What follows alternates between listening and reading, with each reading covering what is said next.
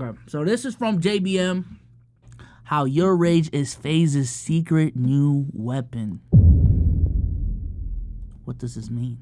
Faze Clan have recently reset their entire roster, resulting in negative reactions all over social media. According to Faze Banks, one of the many founders of Faze, this move marked the start of a new era and essentially a clean slate. Many creators, notably Jev, gave their thoughts on the controversial move. It was good to hear from him specifically because he really doesn't speak on stuff like this. So the first two big moves of this new era were picking up streamers Plackboy Max, who many of you are probably familiar with, and Silky, another solid streamer. Now, like I said earlier, a lot of people weren't happy with these moves in the comments, and people were saying that it was contradicting what Banks was saying when he was talking about going back to the roots of Faze, and some people just wanted gamers on the team, just wanted them to sign gamers. Banks and Temper, another one of the many founders. Yeah, Rage's been there for like a year.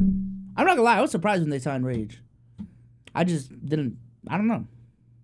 Address this whole new direction. So you know how we're doing the blue Windows 95 in reboot screen? This is a deck that we made a year ago called the Reset. And this is when Faze Rain, hate how I said that, but this is when Norden was still very much a part of these conversations and hadn't like officially left yet, whatever. We've been working on regaining any sense of control or authority or in anything at this company for a long time. And that deck, like I said, was made a year ago. And everybody that you have an issue with is still left out. These decisions were made a year ago, just simply based off the fact that there's no genuine or authentic relationship that any one of the founders has with any of these people at the time. There was a time where Kitty and Dirty were, and they still are, just grandfathered in family, Faze family. All four of the founders, by the way, totally in line with that vision of stripping down the roster and wiping the slate clean. Because we all know that magic that everyone craves to get back, that set. Sometimes you need a reset button, dog. I'm not gonna lie.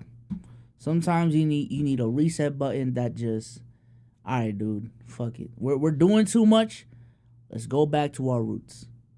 It's easy to get to that point with the content shit because you just think, hey man, we making more money. Hey, let's expand the team. Sometimes the thing you gotta do isn't even expanding the team. How about just, how do we make our processes right now more efficient without adding more people and more chains of command to the mix? You know what I'm saying? Can we put more resources into this one thing that's already working instead of starting this new thing? I think a problem a lot of content creators have is looking to expand way too quick, way too much. I'm gonna be honest, I have this problem as well. So I'm honestly speaking from experience here. But yeah, sometimes, you know, instead of starting that new thing, bro, shit would have worked out so much better if you just locked in on that one thing that was doing well for you instead of starting something new. Sense of New York Faze house, old Faze vibes. Surprise, by the way, it's never gonna fucking happen. Me, Rain, Tommy, Apex. Tommy just had a fucking kid. Everyone's doing their own thing. We're all, like you said, old. I'm over the content shit. I fucking jumped off this clout ship years ago. It's just never gonna ever be the exact same thing. But what we do know for certain, that part of that magic that we captured, that lightning in a bottle, was the fact that me, Rain, Tommy, Apex, Lucas, Tico, and Adapt were all best fucking friends. We all talked. Not only did we talk every day, we lived every day. We lived for each other every day. We had the same vision. We were on the same page. And we were actually fucking friends. Is the roster currently absolutely perfect? No. But as far as Max, we just recruited Max today. In my own personal life, I've talked to and hung out with Max more times in 2024 than I have anyone else in Faze, apart from maybe definitely Tommy, Apex, and Rain, but maybe Adapt and Kason. And at the end of the day, I know that first step of establishing some sort of sense of camaraderie and friendship and just actually even talking to the people who share the name Faze, that's what we have to figure out first. And if we don't change the vision, if we stay the same, we're not going to go anywhere. And that's why... Yeah, nah, listen.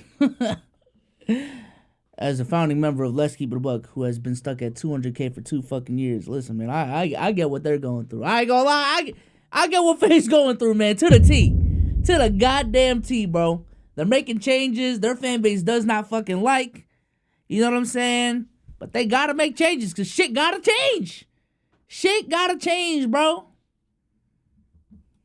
all these cuts have happened. That's why all these people had to go. We don't have many more shots at building Faze anymore. We have one last shot. This is the last opportunity. You know, our backs are against the wall. This is the last shot we have at this, you know? And so we got to do what's right for the brand. We got to protect the brand at all costs. We got to prioritize the brand instead of people's emotions, instead of people's. We can't just keep people because they want to be a part of Faze when they're not doing anything for the brand. You know what I mean? It sucks, but that's a part of life. Making these decisions, having these people cut is a part of life. It's like you look at a sports organization. When the game changes, you need different players, right? The game has changed completely. We're not in 2010 anymore. We're not in 2012 anymore. We're not in 2016 anymore.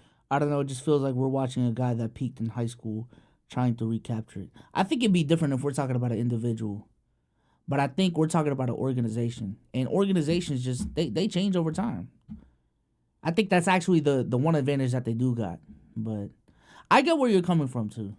It's a different time, and if we were to continue with the same structure that we had back then, we wouldn't last now whatsoever. You know, it's insane. The entire journey of this is incredible. It's been a very wild ride. One day we'll have a documentary about this. It's crazy because what they're saying actually makes sense. Outside of not grandfathering in the OG members that played a part in helping you get this far, you know what they're really looking for, y'all? It kind of ties into the NBA conversation. They're looking for that megastar. And I think this is what Fargo's about to go into. I think they tried to get Aiden on board. For whatever reason, maybe he's too much of a brain risk. They didn't sign him. Look at Banks, bro. Old Banks looks crazy. They tried to get AMP and inherently Kai, but I don't think.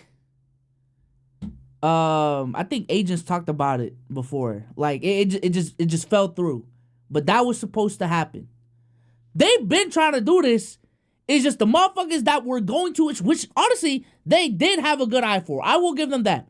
They got a good eye for talent. They know how to look for talent in this content shit. They just didn't close out the deal.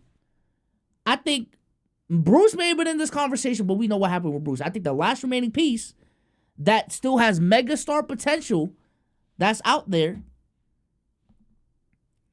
is Rage in this WR community shit. Now, for Faze specifically, if they can sign Jinxie, that might change shit. Because when we're talking about the top streamers in the world known for competitive gaming, boy, Jinxie got it.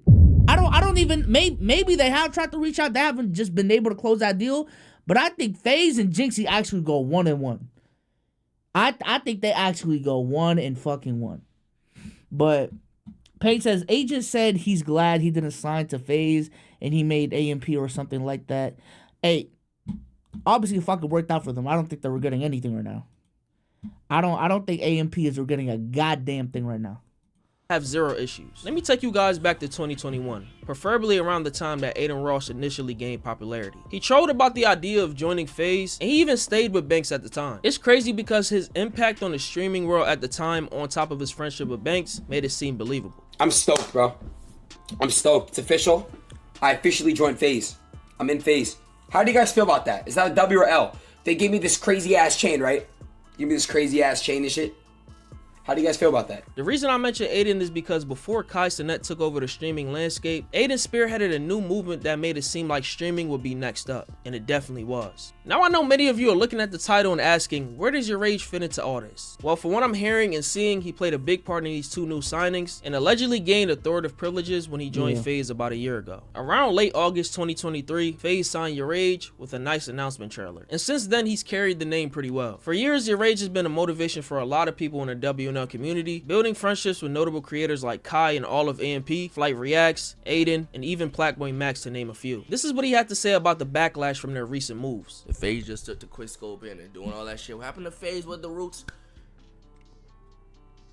Let's be on it. Whatever how falling off you think Faze is now, it'd be even worse, my nigga. That shit gets no traction right now. I know it's not all about views, but it's about entertaining your viewers at the end of the day.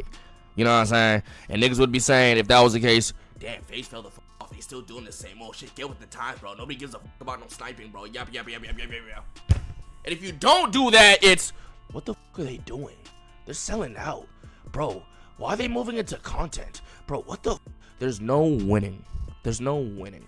And all those people fucking crying about sniping and shit, I understand. The shit is fun to me. But apparently other people don't fucking think so. Okay? You understand me? And you don't either. Because you're in the comments fucking crying. Yet, when was the last time you watched a fucking quickscope montage? You don't give a fuck about that shit. You're just a crybaby in the comments, my nigga. You don't care. Let's be fucking 100, my nigga. Stop fucking all that crying, nigga. Ray just spitting though.